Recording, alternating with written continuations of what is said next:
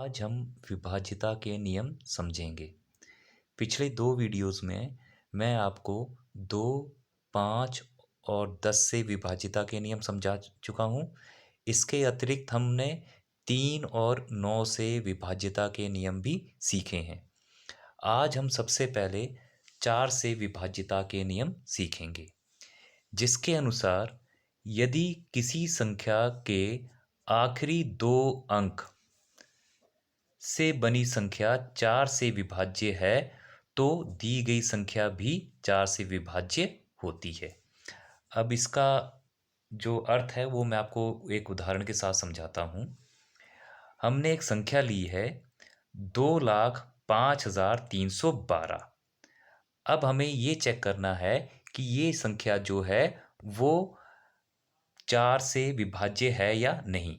तो उसके लिए हम इस संख्या के आखिरी 2 अंकों से बनने वाली संख्या को लेंगे, यानी दहाई और इकाई वाले अंक से।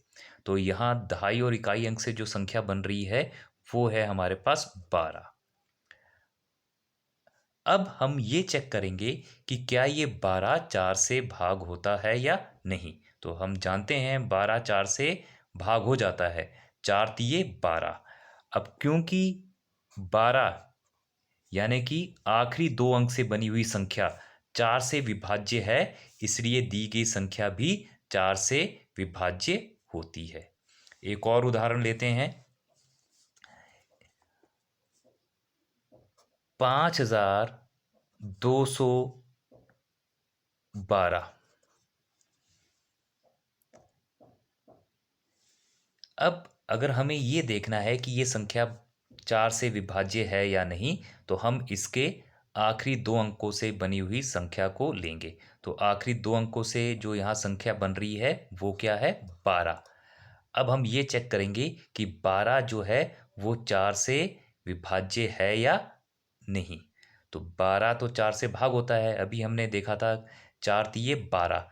तो क्योंकि 12 4 से भाग होता है, इसलिए 5,212 भी 4 से भाग होगी। एक और उदाहरण लेते हैं। 3,20,214। अब अगर हमें ये संख्या देखनी है 4 से विभाज्य होती है या नहीं, तो हम फिर इसके आखिरी 2 अंकों से बनी संख्या को लेंगे, और वो क्या है, 14। अब हम ये चेक करेंगे कि क्या 14 4 से भाग होता है। तो 14 4 से भाग नहीं होता है, 4 तिये 12 होता है और 4 चौके 16। तो क्योंकि 14 4 से भाग नहीं हो रहा है, इसलिए ये संख्या भी 4 से भाग नहीं होगी।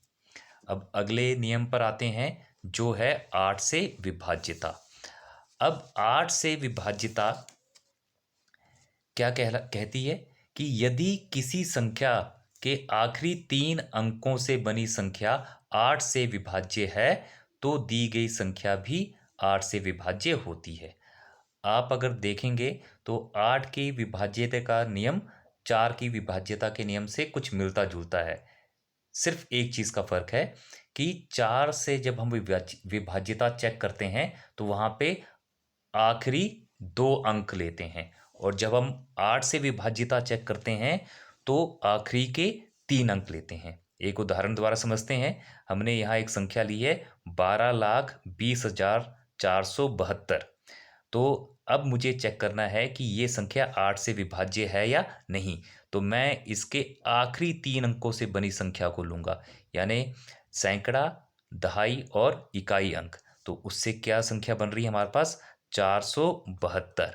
अब हम क्या देखेंगे कि क्या ये 472 8 से भाग होता है।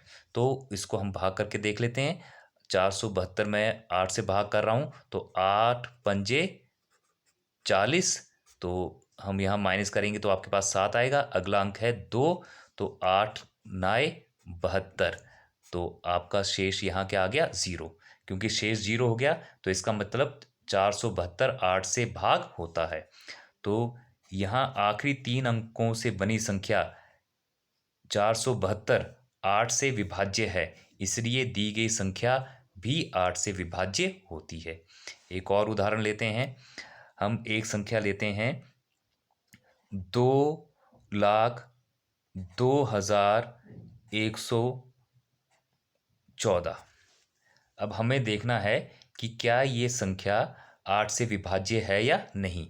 तो हम इसके आखिरी 3 अंकों से बनी संख्या को लेंगे। तो आखिरी 3 अंकों से जो संख्या बन रही है वो है 114। अब हम चेक करेंगे कि क्या 114 जो है वो 8 से भाग होता है या नहीं होता है। तो 8 एकम 8, 11 से 8 जाएगा तो 3।